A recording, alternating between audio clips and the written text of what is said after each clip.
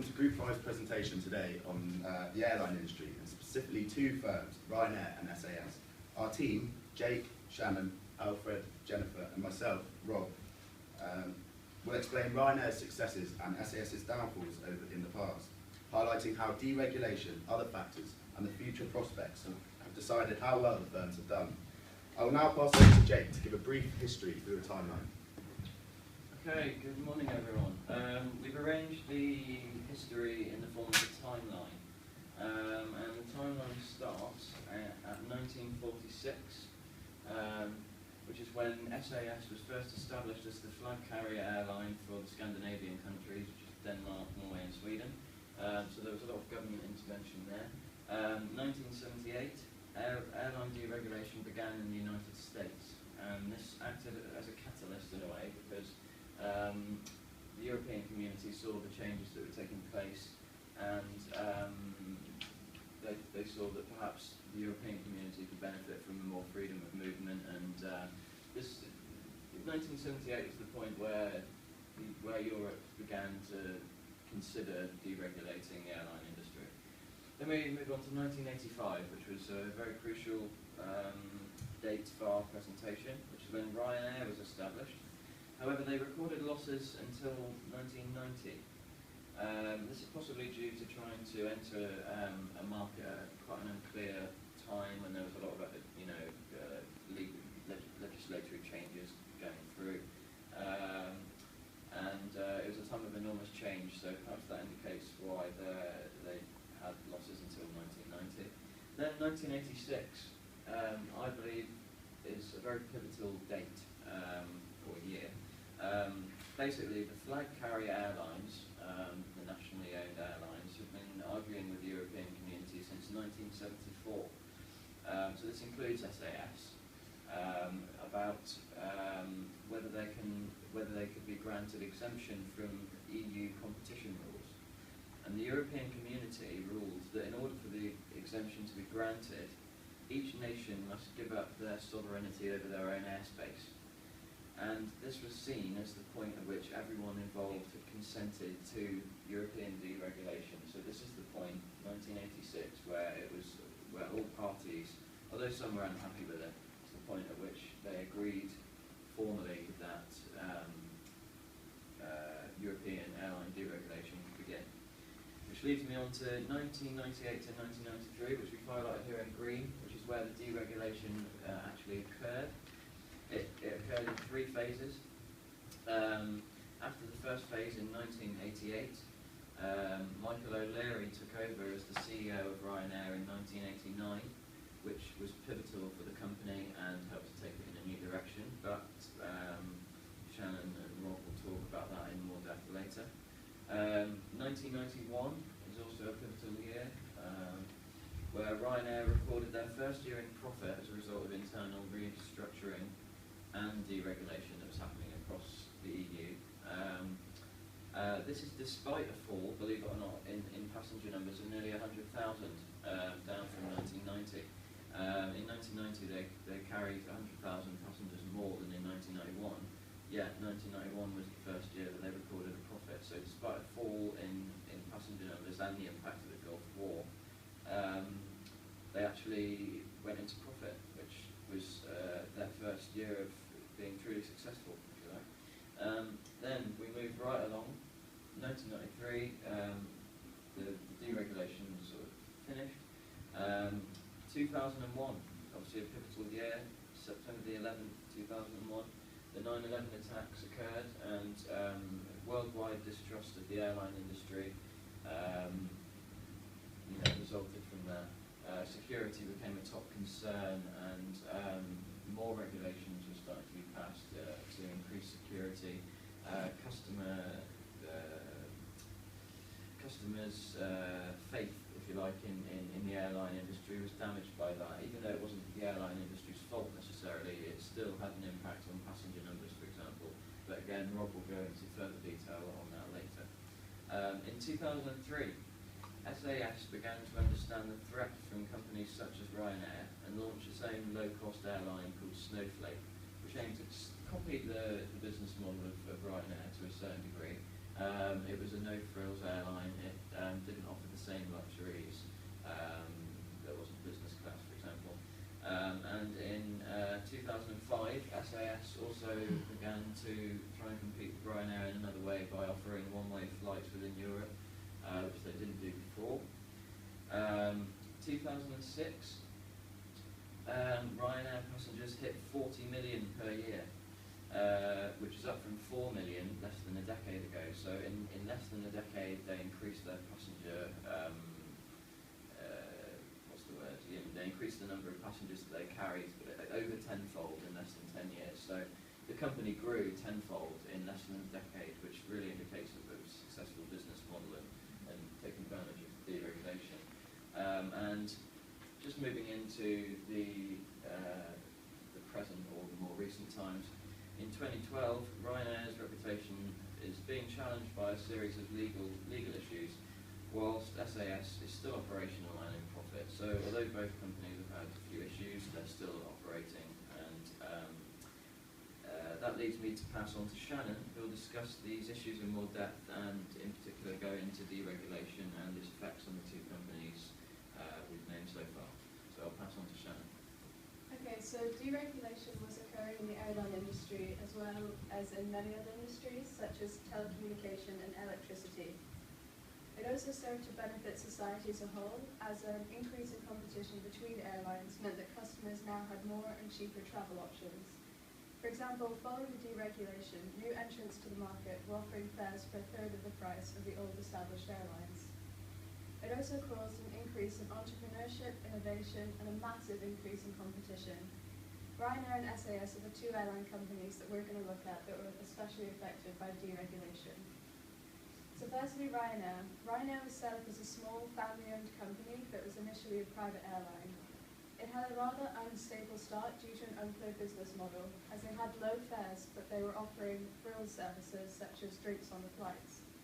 They were trying to compete with then Ireland's national flag carrier, Aer Lingus. When Michael O'Leary took over as CEO, he quickly established that Ryanair couldn't compete with Aer Lingus in terms of service, and this is when he brought over the cost leadership strategy from the American company Southwest Airlines. Ryanair has taken 40% of air traffic from Aer Lingus on the Dublin-London route, and in 2008 Ryanair had 5.5 times the number of passengers of Aer Lingus, which is the highest ratio of a new entrant to its national flag carrier. In 1990, Ryanair was the first low-cost, no-frills service in Europe.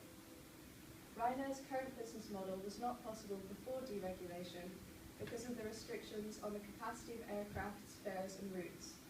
Deregulation therefore gave Ryanair the possibility to set their own fares, have an unlimited amount of flights, and carry an unlimited amount of passengers.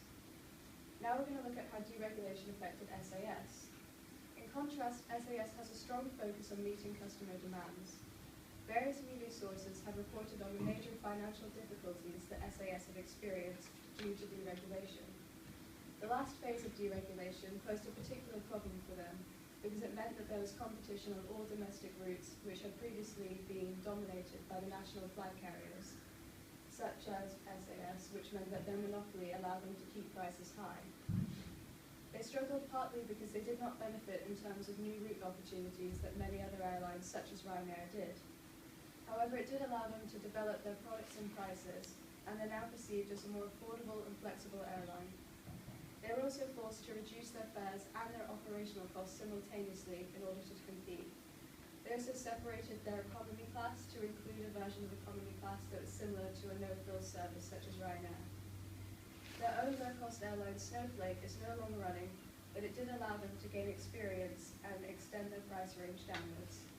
Now Rob is going to talk about the other impacts of deregulation that affected these airlines. Jake and Shannon have highlighted that deregulation is extremely important in the recent performance of Ryanair and SAS. I will now talk about other factors that have led to Ryanair's success and SAS's downfall. These factors are, firstly, the contrasting business models, secondly, the reaction to 9/11, their ability to react, and thirdly, the differences in management. The first is the contrasting business models. I'd like to start with a quote from Dan Lundvall, Marketing Director of LFV, a Swedish government airline agency. He said, "Ryanair is more than an airline, it is a phenomenon. We believe that Ryanair's business model is just that. Their low-cost, no-frills strategy allows them to achieve economies of density through flying more than 2 hours per day more than their rivals. By using secondary airports, and by using only Boeing 737 aircraft with only economy seating, and by using a strict 20-minute turnaround policy, Ryanair reach huge economies of scale, leading to reduced costs in staff training, purchase of parts, and repairs. Leading on, it is clear what Ryanair are providing to the everyday consumer. Taken from Ryanair.com, Ryanair's charter shows their first commitment is to offer the lowest prices on all fares at all times. This is the forefront of their business model. They do not offer lounges at airports, no frequent flyer club, no business class, and no services on board. They simply don't need to. And to quote Michael O'Leary, our strategy is like Walmart. We pilot high and sell it cheap. On the other hand, SAS's business model has a lot to be desired. SAS reported losses in most years since 2007 and laid off nearly 50% of their workers in 2009, according to BBC News. Their high-cost strategy, consisting of airport lounges, a full frill service, and a Euro bonus frequent flyer scheme, has led to higher costs than their rivals. With 10 types of aircraft in their fleet, 9 more than Ryanair, they simply do not achieve the economies of scale that Ryanair do. Their business model, according to their website, is aimed at flight safety, punctuality, and service, none of which invite people to their planes as much as Ryanair's low prices do. We agree that perhaps SAS's customer service is better than Ryanair's. If they can't fill their planes, then who are they even serving? Our second point is about the ability to react to the 9/11 plane fiasco. The plane crashes of 9/11 completely shocked the world. With hijacked planes leading to destruction in New York and the death of nearly 3,000 people, the airline industry was completely disrupted. Airline revenues shrank like butter in the sun, and SAS was one of them. Just a month later, on October the 8th, and probably one of SAS's worst tragedies in their history, an SAS aircraft crashed into another aircraft on takeoff in Milan. With 118 people dead and their reputation in ruins, the only solution was to completely cut costs and completely change their organisational structure. But the airline industry shattered from 9/11. One would surely make the assumption that Ryanair are in a similar position too. But no, seeing this as a huge opportunity for expansion, Ryanair did not cancel the many flights that other airlines did, and completely changing their strategy compared to their rivals. O'Leary stated, "We're going to fly our way out of this crisis with more passengers and lower fares." With flag carriers such as Swiss Air and Sabena in bankruptcy, Ryanair took all the empty slots in a number of airports and even ordered 80 more aeroplanes from Boeing, taking advantage of a manufacturing industry that simply had no demand. Here O'Leary states, "The time to buy is when everyone else is selling, and the time to sell is when everyone else is buying." A very sound management technique. Our third point is to do with the management of both companies. Ryanair was passed over to Chief Executive Michael O'Leary over 20 years ago, and his running of Ryanair is still up there with some of the leading managers in the world, let alone the industry. With a ruthless pursuit of cost-cutting and a hostile attitude towards competitors, O'Leary has clearly made it work by simply getting bums on seats. His ambition, confidence, and ruthlessness has destroyed rivals in the past, and he is now welcoming over 18 million passengers onto his planes, compared to the 2 million when he started. His confidence is shown in saying, "The lowest cost airline will always win, and that will always be Ryanair." SAS's leadership is quite different, however. Rather than having one leader, SAS is owned by 3 governments: Sweden, Norway, and Denmark. Further ownership includes banks, insurance companies, and investors. This simply gives the idea that too many cooks spoils the broth. For major plans to go ahead, SAS needs signatures from their 3 governments as well as 8 of their unions. This can make decision-making cumbersome and slow. Moreover, SAS's ownership structure has probably been a large disincentive to potential investors to come in as well, something that Ryanair does not need to worry about. From these 3 points, the business models, the reaction to 9/11, and the differences in management styles, it is clear why Ryanair have produced successful results and why SAS have been on the brink of bankruptcy. Jennifer and Alfred will now talk about question 3 and the future prospects of the 2 airlines. Hello everyone. Okay, so we will answer this question. What other features of the regulatory environment can be expected to help determine the future prospects of these 2 airlines? Me and Alfred here are going to do this by relating to the PESEL framework. And I think what all comes to mind for all of us when we're speaking about future aspects is the rise in fuel prices. It's important that any company treating fuel needs to avoid using it in the future, so it won't have an impact on their company.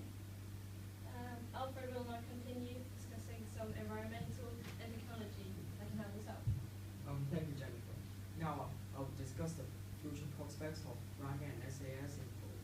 in environmental and technological aspects. To begin with, several countries signed the Kyoto Protocol in 1997 and it has been enforced in 2005 to promise that they will reduce the emission of carbon dioxide and other greenhouse gases by 5% by between 2008 and 2012. That would affect Ryanair and SAS because the emission on domestic flights are strictly regulated. However, international flights are not included in this agreement. In order to complement this weakness, EU ETS, which stands for the Emission Trading Scheme, is enforced in 2005. Under this scheme, airlines, operators of work traffic, and private plane owners are required to hold allowances for CO2 emissions of their aircrafts. Compared to Kyoto Protocol, the requirement of allowance is not just for domestic flights, but also aircraft depart and arrive in EU airports and even international flights to EU airports. So let's move on to the impacts brought by both environmental agreements. First of all, with the emission regulations on aircraft, it will affect the decision making on choosing aircraft of Ryanair and SAS in the future, which aircraft with less emission is preferred. Moreover, with the requirement of emission allowances, they will increase the operating costs, which due to the cost of purchasing allowances. Also, they will monitor the fuel consumption of the aircraft, as it is assumed that using more fuel will lead to high emission and the rising global fuel price, which is mentioned before. Lastly, in Kyoto Protocol and other environmental protection schemes, some airports will charge landing fee for the noise emission on the airline, still increase their costs also. In technological aspects, the airline industry has developed new technologies to cope with those environmental changes. In recent years, there is a breakthrough on material in making aircrafts. A composite material is used which is lighter in weight. Therefore, less fuel can be used and the airline companies can save a lot of fuel. Moreover, new technologies on aircraft engines can also make the aircraft emit less greenhouse gases and more fuel efficient. This can also help them in cost saving. However, composite material is quite expensive. Therefore, the aircraft industry is now developing using plastic to produce aircraft because it's light but also